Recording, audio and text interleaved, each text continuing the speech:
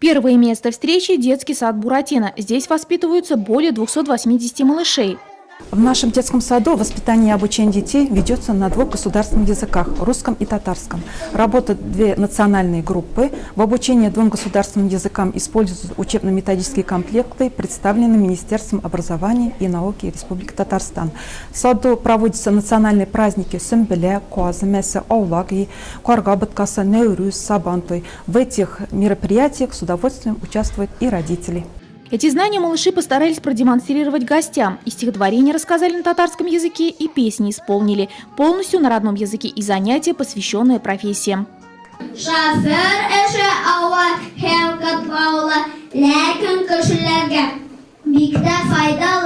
Гости, приехавшие из Казани, Чистопольского, Новошишминского, Черемшанского, Аксубаевского, Алексеевского, Алькеевского районов, побывали в Нурлатской гимназии. Хотя учебный процесс и ведется на русском языке, но на внеклассных занятиях дети с интересом изучают богатое наследие татарского народа. Разучивают татарские песни, шьют татарские национальные костюмы и осваивают дизайнерское искусство, ставят татарские спектакли.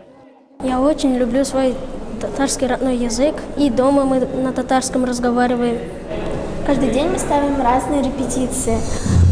Наш родной татарский язык – это наша семья. Каждый день мы проводим разные репетиции, это нам нравится. А после этого красиво, хорошо выступаем. Я особенно люблю играть в татарские спектакли. Это мне очень нравится. Постановка на школьной сцене раскрывает многогранную работу, которая ведется в плане сохранения национального самосознания в учреждении. Помня о том, что без языка нет нации, ученики напевают колыбельные на родном языке, изучают традиции и обычаи своих предков. Как религиозный деятель хочу сказать, что в вопросах религии Нурлат всегда имел свое место и мечетями, и именитыми хазратами. Что касается национального вопроса, побывали в гимназии, смотрели выступления детей. Стоит отметить, что здесь неравнодушны к этой теме. Очень приятно. Народ здесь не исчезает, есть его продолжение. Так как, начиная с малышей до учащихся старших классов, знающие общаются на татарском языке, организовывают концерты, ставят спектакли, чтят поэтов и деятелей искусств. Это все тому яркое доказательство. Нурлатский район – многонациональный край. Более близко с представителями разных наций приехавшие гости смогли познакомиться в Доме дружбы народов. Поэтому при составлении стратегии развития татарского народа очень важно учесть этот фактор, соглашаются участники мероприятия.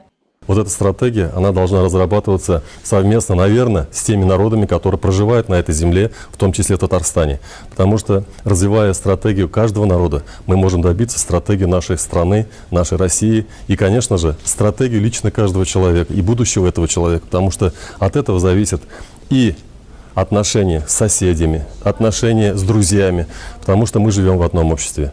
Знакомство с Нурлатом завершилось просмотром отрывка из спектакля по произведению драматурга Ильфака Шигапова.